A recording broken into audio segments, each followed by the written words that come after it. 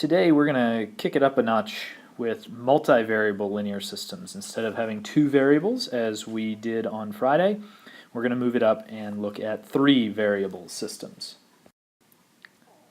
Let's start with a refresher example. I'd like for you to solve this system using linear combination. I know there are two other methods, but linear combination is going to be a very important part of solving three variable systems. So do that for this equation and enter your answer into number 1 in the Edmodo quiz. In solving systems like we've seen so far, there are three possible results. The first is the one that we've seen so far, in that we get one solution. As we solve the system, we're able to find that x equals some number. We plug that back in and find out that y equals one number. This represents an ordered pair where two lines or two other types of functions intersect. We call these types of systems consistent systems. Now there are two other types of results that we could get. If you are solving the system using substitution or linear combination, you may end up getting something that says 0 equals 0. It's obviously true, but the point is everything cancels out. What that means is that your two lines are identical to each other. They overlap. And so every solution to one of the equations is also a solution to the other equation. So we have infinite solutions. The third possibility is when there is no solution to this system. You will algebraically get something like 0 equals 1, something that doesn't make sense. And this means that our two lines are parallel. We call this an inconsistent system. We need to be aware of these as we move forward, so we're not surprised if we get some of these weird looking answers like 0 equals 0 or 0 equals 1. It's important that we understand what a three-variable equation even represents. Our two-variable equations represented lines or other types of functions. Now when we're looking at a three-variable linear equation, these represent planes, like the floor, like the ceiling, like the walls in the room. But they can also be at angles, cutting through the space that you're thinking about right now. Because this is a three-dimensional concept, this is about as well as we can draw a plane in space. But you'll notice that every point in a plane has three parts to its ordered triple. So when we start talking about systems of three-variable equations, we're talking about planes intersecting rather than lines intersecting. Again, there are three possibilities for how three planes can intersect. The first is one solution, a consistent system, where again you find x, y, and z through substitution or linear combination. These planes intersect at one point. I encourage you, look in the corner of your room.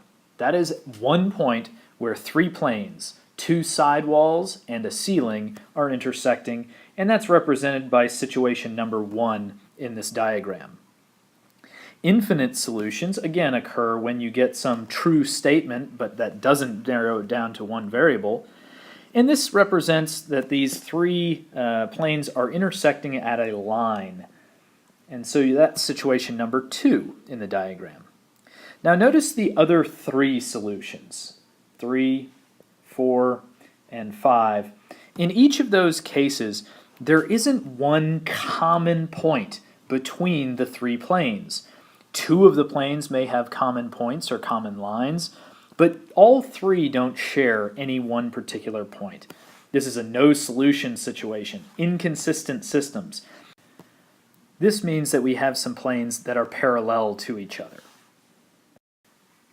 This is important again to keep in mind as we move forward and start looking at examples, so we're not surprised if we get something other than just x, y, and z values. So now it's time for number 2 in your Edmodo quiz. It's a terminology question. A three-variable equation represents a blank, and a system with no solution is called blank. Go ahead and pause the video and answer that question before moving on.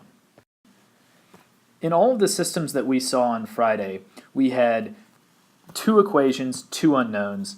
We used substitution or linear combination to reduce it to one equation, one unknown, solve for the one variable, and then plug that back in to find the second variable of the system. Now, when we're looking at three variables, we need to first reduce from 3 equations, 3 variables, down to 2 equations, 2 variables. And so I'm going to do that with this system. Notice that the third equation just has x plus y plus z. That's a really nice setup for us. And so I'm going to take the first equation and the second equation, and I'm going to subtract one from the other to eliminate a variable.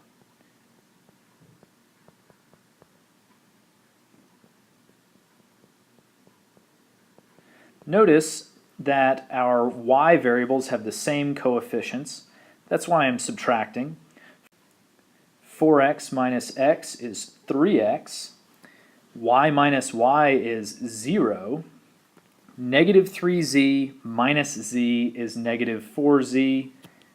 11 minus negative 3 is positive 14. So now I have one equation with 2 variables, but now I need to reduce a second set of equations. This time I'm going to use equation number 2 and equation number 3. Equation number 2 is all set up. Don't need to do anything to it. But in order to eliminate the same y variable, I need to multiply equation 3 by 3. So instead of being x plus y plus z equals negative 3, it's going to be 3x plus 3y plus 3z equals negative 9. Now I can add these two together since the y coefficients are opposites of each other. I'll get 5x, again 0y, plus 5z is equal to 0. We now have a system of 2 equations with 2 unknowns that we'll continue to solve on the next slide. Now we continue the linear combination to find one of these 2 variables. To do so, I'm going to have to multiply both of these equations by a constant to get identical coefficients for one of the variables. Multiplying the first equation by 5, I get 15x minus 20z equals 70. Multiplying the second equation by 3, I get 15x plus 15z is equal to 0. Now we can subtract the 2 equations. 15x minus 15x is 0.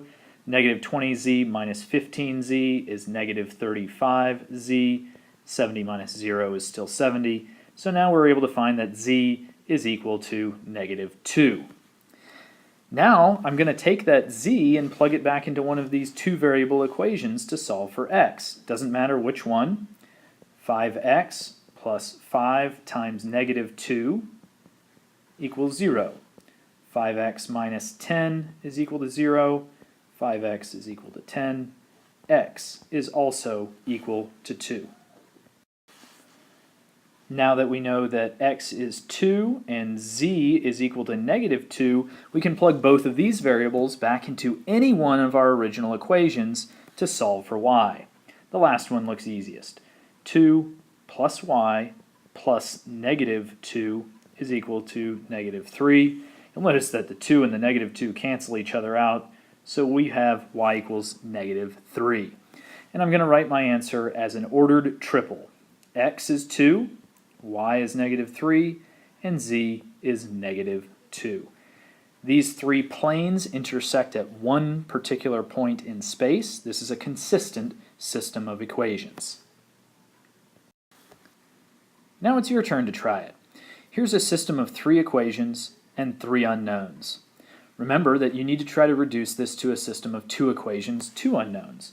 But notice that you already have one equation with 2 unknowns. So that means we're going to start by using the first 2 equations to eliminate one variable, so you can have now 2 equations with just x and z. Once you've solved the system, go ahead and enter your answer into number 3 of the Edmodo quiz.